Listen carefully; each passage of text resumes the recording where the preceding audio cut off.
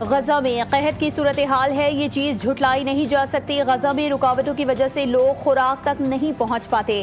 امریکہ غزہ میں food centres بنانے جا رہا ہے۔ امید ہے غزہ میں ضرورت مندوں تک کھانا پہنچے گا۔ اسکاٹ لینڈ میں برطانوی وزیر اعظم سر کیئر سٹارمر سے ملاقات کے بعد میڈیا سے بات چیت کرتے ہوئے امریکی صدر ڈونلڈ ٹرمپ نے کہا کہ حماس کے ساتھ مذاکرات میں مشکلات پیش آ رہی ہیں۔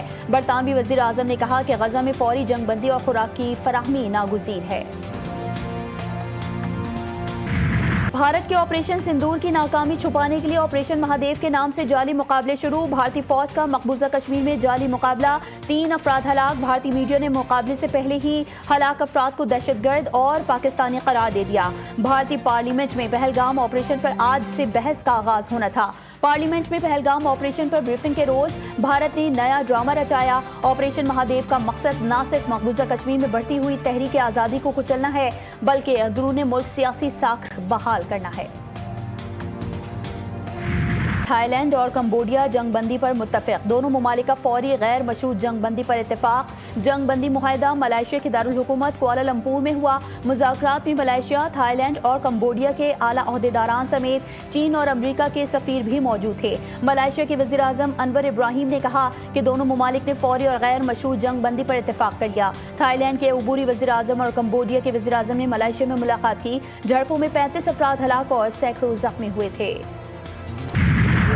پہلگام حملہ کرنے والے بھارتی ہیں، دہشت گردانہ حملے میں پاکستان کے ملوث ہونے کا کوئی ثبوت نہیں۔ سینئر کانگریسی رہنما پی چدمبرم نے پہلگام واقعے پر بھارتی پروپیگنڈے کا پردہ چاک کر دیا۔ مودی سرکار کو تنقید کا نشانہ بناتے ہوئے بولے، آخر بھارتی حکومت یہ کیوں سمجھتی ہے کہ وہ پاکستان سے آئے ہیں؟ کیا حکومت نے ان کے پاکستانی ہونے کی شناخت کی؟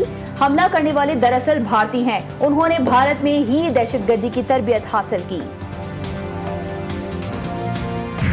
پہلگام حملے میں پاکستان کے ملوث ہونے کا کوئی ثبوت نہیں۔ بھارتی سابق وزیر داخلہ چدمبرم نے مودی حکومت کو آئینہ دکھا دیا۔ سینیٹر شیری رحمان کہتی ہیں کہ چدمبرم کا بیان بھارت کی جانب سے پاکستان پر لگائے گئے الزامات کو جھوٹا ثابت کرتا ہے۔ بھارتی حکومت حملہ آوروں کی شناخت چھپا رہی ہے کیونکہ وہ بھارتی شہری تھے۔ وفاقی وزیر رانا تنویر حسین کی زیر صدارت شوگر سیکٹر پر اعلیٰ سطح اجلاس۔ چینی کی ترسیل میں تاخیر اور معاہدے کی خلاف ورزیوں پر سخت نوٹس۔ رانا تنویر حسین نے کہا، چینی کی قلت کے ذمہ دار عناصر کے خلاف سخت کارروائی کی جائے گی۔ مارکہ حق میں پاکستان کو بھارت پر تاریخی برتری حاصل ہوئی۔ پاک فضائیہ نے دشمن کے جنگی طیارے گرا کر غرور خاک میں ملا دیا۔ وفاقی وزیر احسن اقبال کہتے ہیں، یوم آزادی بھرپور جوش اور جذبے سے منایا جائے گا۔ معاشی میدان میں بھی بھارت کو شکست دیں گے۔ اڑان پاکستان ملک کی ترقی کا روڈ میپ ہے اور پاکستان کو دنیا کی بڑی معیشتوں میں شامل کرنا ہماری ترجیح ہے۔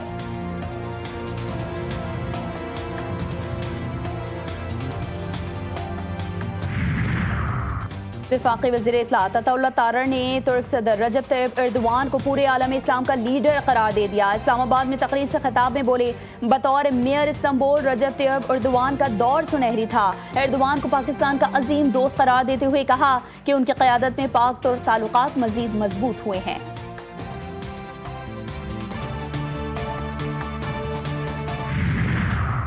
اور راولپنڈی میں سدرا قتل کیس کے تمام ملزمان کو گرفتار کر لیا گیا۔